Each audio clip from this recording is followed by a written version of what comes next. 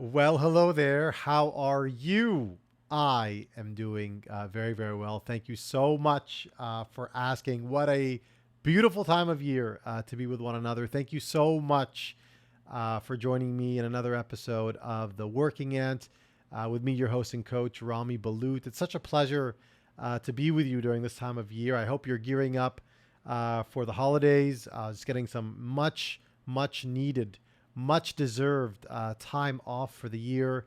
2022 has been a very, very interesting year, to say the least. There's been a lot that's happened over the course of 2022. Looks like it was almost so far long ago that we're just in January of 2022, but it was less than a year ago. When so much had opened up, bringing people back into the office, people deciding whether or not they want to be fully remote or not. Hiring was taking on an extraordinarily, fast-paced movement. Real estate prices were soaring. Interest rates were down in the gutter. And then there was a war in the Ukraine, and there's just so much has happened ever since. And there's still people all around the world that are getting the short end of the stick. It seems like the power of bad is very, very much alive and real over the news. But guess what? I mean, you survived it. I mean, we're here, and this has been a very, very tumultuous year. There's a lot that's happened this year at the workplace. There's a lot of happened this year through mental health, emotional health.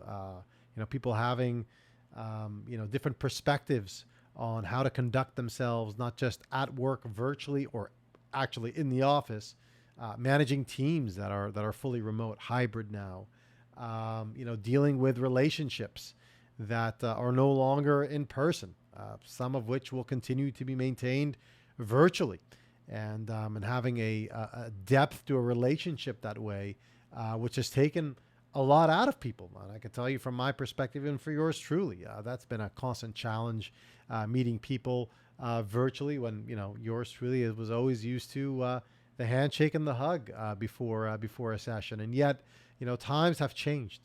And with times, also have our responsibilities and our outlooks and our principles and our values as we conduct ourselves into a new world and an uncertain world in 2023. But I just want to recognize for a moment just how proud I am actually of you to get to this point in time. I think it's an amazing feat and experience to say, hey, I'm listening to Rami right now. And last I checked, looking at myself in the mirror some way, somehow, I'm healthy. I've got a healthy mind, healthy body, and a spirit that has led me to precisely where I need to be in this exact moment. And for that, there is much to be proud of. And I cannot emphasize that more.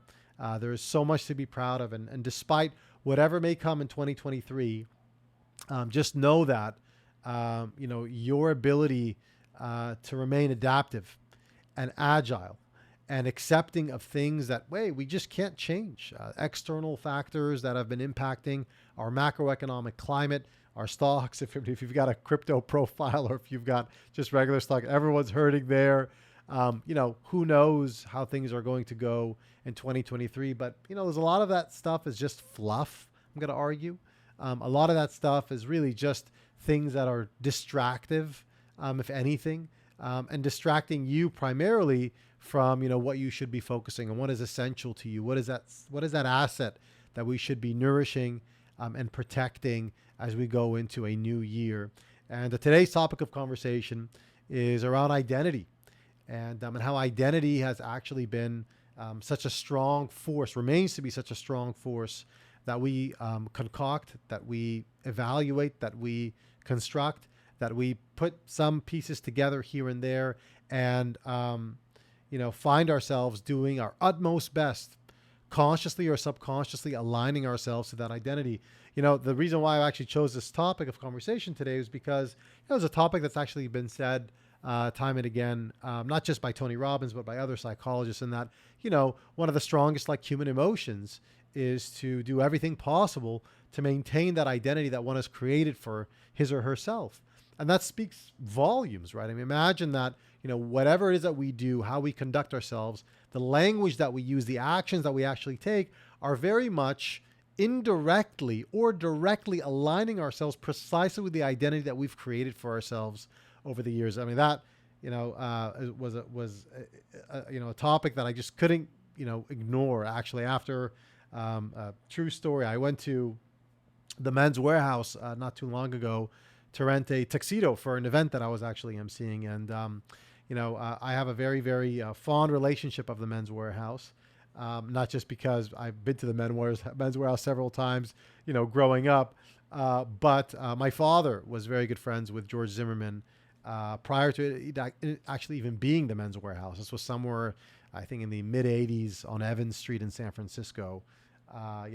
Prior to the Men's Warehouse ever actually existing, George Zimmerman used to, give my father some very, very well pointed advice, and he actually used to recommend a book every now and then. And one of those books was Awaken the Giant from Within by Tony Robbins. And I remember when my father gave it to me at a young age, I must have either been, I don't know, somewhere maybe like around 11 or 12, maybe 13. Actually, no, probably around 11 or 12.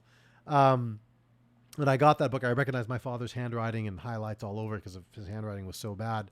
But that's one of those things that actually got me involved in listening up on a lot of like Tony Robbins growing up, and really just realizing at a very, very early age how obsessed I was with personal development, how much I wanted to be a coach from a very, very long time ago, which is such a blessing, I suppose.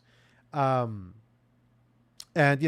just thinking about Tony Robbins going to the Men's Warehouse, I was like, hey, you know what? What are some of these topics that have come up that have stuck with me over the course of time? And one of those was this idea of identity, which was just talked about a lot.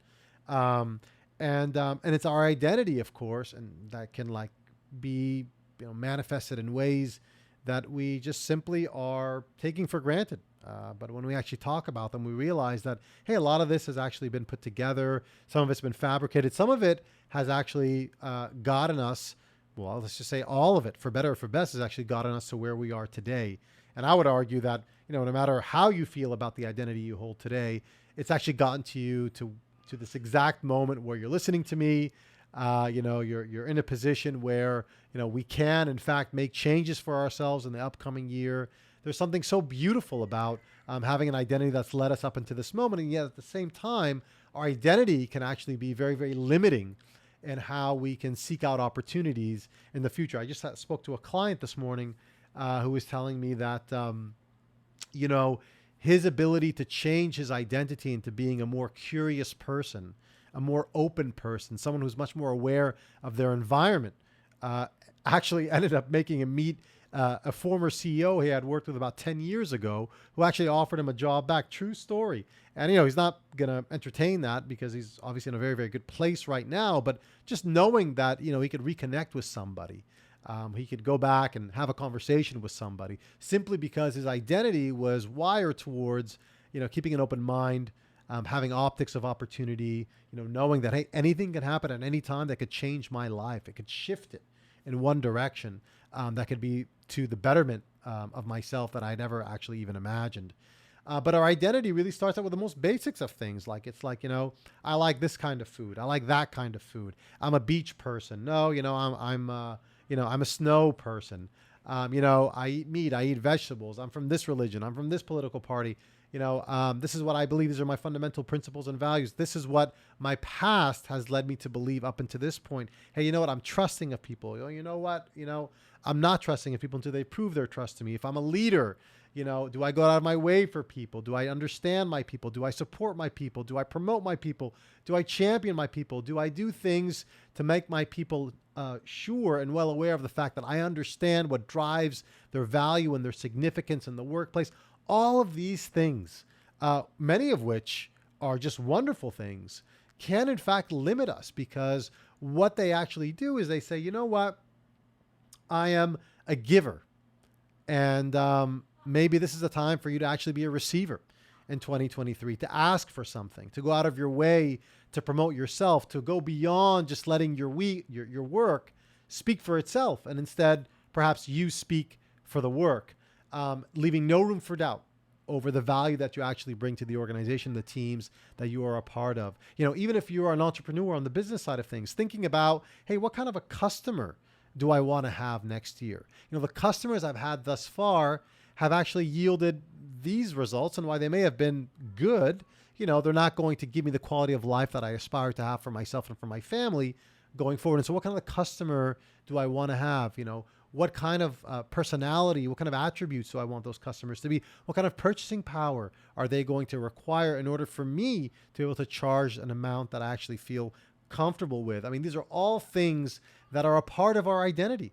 And they're actually wonderful things when we realize that we must be adaptive and agile going into an uncertain world. And so, you can take the Mike Tyson quote of everyone's got a plan until they get punched in the face, sort of scenario. Hey, who knows what we're going to be in 2023? And actually, who cares if we're just talking about an outcome that's an obvious outcome and an obvious goal? What I truly care about is you feeling excited and enlivened to start your day, knowing that, hey, you know what? I've got an identity that I can be proud of, that I'm going to promote, that I'm going to work on its perception amongst a sea of other people that may be vying for a certain project or a program that I want to vie for myself. Instead of, being passive and reactive, I'm going to be active and aggressive in pursuit of an opportunity that I want to craft out for myself, rather than have someone come and say, hey, you know what, we've got this opportunity for you, and this is exactly what we want to be doing. And this is so prescriptive that it actually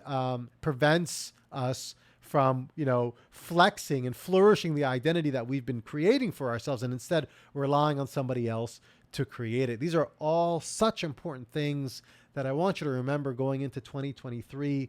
There's so much opportunity despite all of the adversity that's going on, despite all these uncertainties.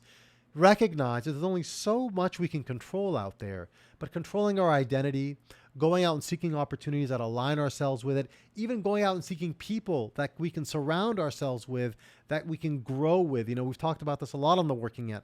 People that are supportive of us, people that don't dismiss us or cancel us because we've taken a risk, people that encourage us to take risks, people that are champions and cheerleaders of the work that we actually do. It's those kinds of people that we want to be surrounding ourselves with.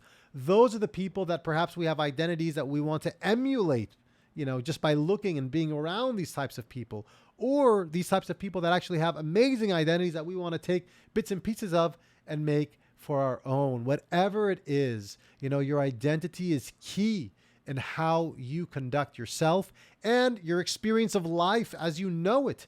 If we talk about, what we tolerate in life, many of it actually comes with the identity that we associate with. And so if we're thinking about, where we want to go and what we want to be doing in the future, which is something that's going to continue to come our way, at minimum, do an audit of your identity. Do an audit of what you would like to be conducting on a day-to-day. Do an audit on what you'd like to supply others, what you'd like to be receiving, what kind of milestones you'd like to create, what kind of signals you'd like to put out there to ensure that you're actually on the right path to forming an identity, or at least living out an identity that you've actually had for yourself all along. Your identity is so important. But your work obviously is not just your identity. There's a personal level of an identity that I'd actually beg and implore you to take care of more than anything else. This is your essence. This is your core self, your true self. This is your born self. These amazingly unique qualities that you have that nobody else has, because it's just a part of your DNA, because of your uniqueness.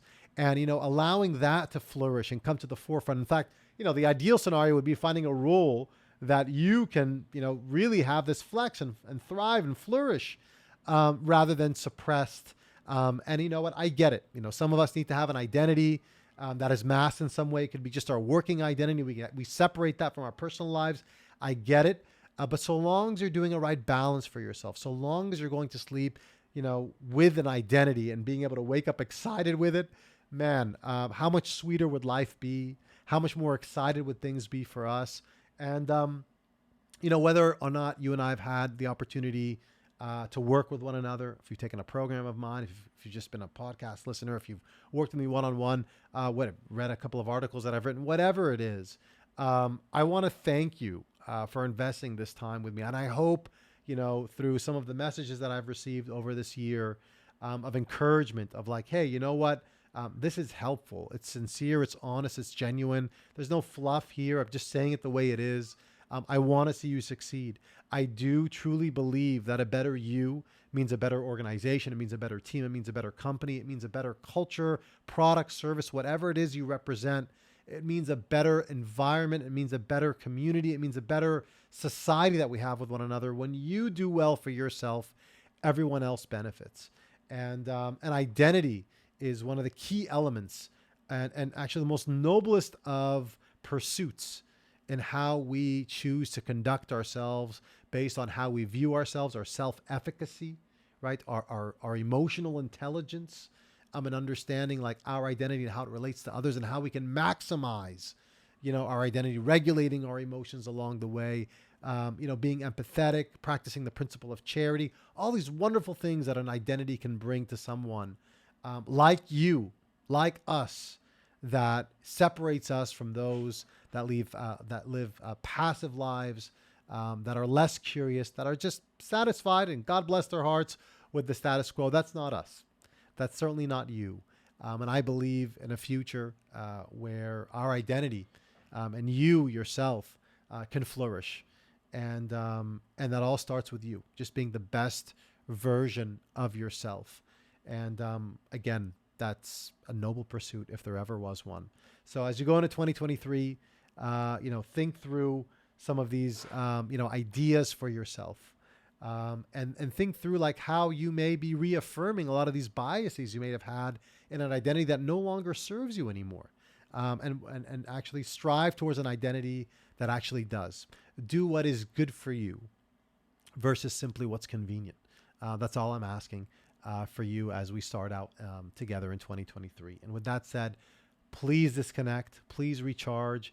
Have a wonderful, wonderful holiday season, whether it's Kwanzaa, Hanukkah, Christmas, whatever festivity you plan on celebrating. And if you plan on celebrating absolutely none, and you're just with a loved one, a friend, a pet, whatever it is, please take care of yourself. Know that you are so important. Know that I appreciate you. Know that you are loved, and know that there's a beautiful future out there ahead for you. In the end, when we do achieve that, we'll realize that it was always there to begin with. That being said, thank you so much for giving me such a privilege and a pleasure to be with you week after week. See you in 2023. This is your host and coach, Rami Balut, signing out. Bye for now.